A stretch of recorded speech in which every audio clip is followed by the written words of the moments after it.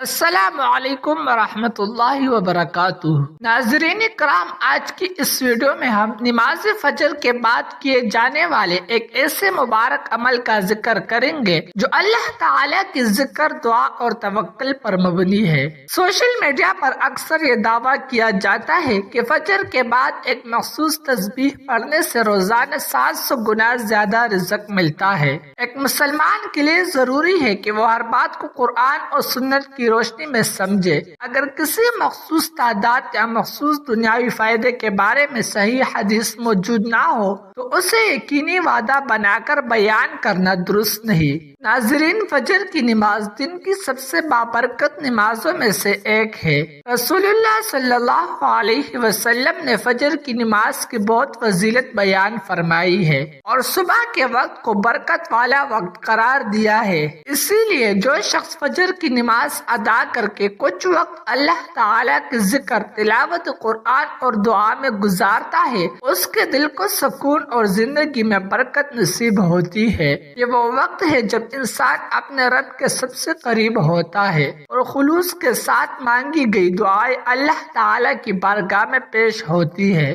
اگر آپ رزق میں برکت چاہتے ہیں تو فجر کی نماز کے بعد سب سے پہلے 3 مرتبہ استغفار پڑھے، پھر 11 مرتبہ درود ابراہیمی پڑھے، اس کے بعد 100 مرتبہ سبحان اللہ و بحمدہ سبحان اللہ العظیم پڑھے۔ یہ عظیم ذکر صحیح احادیث میں بہت فضیلت والا بیان ہوا ہے۔ اس کے بعد اخلاص کے ساتھ اللہ تعالی سے دعا کرے، اے اللہ مجھے حلال اور کشادہ رزق عطا فرما، میرے رزق میں برکت پیدا فرما اور مجھے ہر قسم کی محتاجی سے محفوظ فرما۔ ناظرین، اسلام ہمیں یہ بھی سکھاتا ہے کہ رزق صرف دعا سے نہیں بلکہ محنت، دیانتداری اور حلال کمائی سے حاصل ہوتا ہے۔ نبی کریم صلی اللہ علیہ وسلم نے فرمایا کہ اگر تم اللہ پر کامل بھروسہ کرو تو اللہ تمہیں اسی طرح رزق دے گا جیسے پرندوں کو دیتا ہے، جو صبح خالی پیٹ نکلتے ہیں اور شام کو پیٹ بھر کر واپس آتے ہیں۔ اس حدیث سے معلوم ہوتا ہے کہ دعا کے ساتھ کوشش کرنا بھی ضروری ہے۔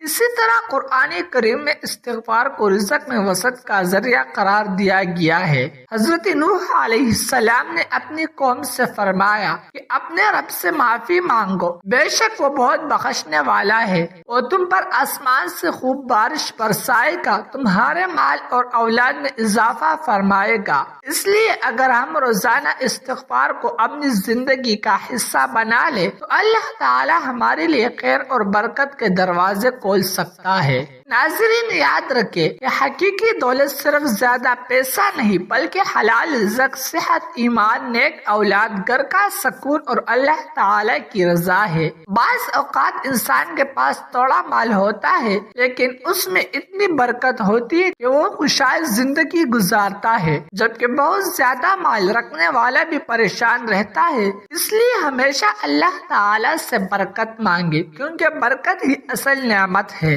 آخر میں اللہ تعالی سے دعا ہے کہ وہ ہم سب کو فجر کی نماز کی پابندی کرنے، صبح کے اذکار کو اپنا معمول بنانے، حلال رزق کمانے، گناہوں سے بچنے اور اپنی زندگی کو قرآن اور سنت کے مطابق گزارنے کی توفیق عطا فرمائے۔ اللہ تعالی ہمارے رزق میں بے حساب برکت عطا فرمائے، ہمارے قرض ختم فرمائے، ہماری پریشانیاں دور فرمائے اور ہمیں دنیا اور آخرت کی کامیابی نصیب فرمائے۔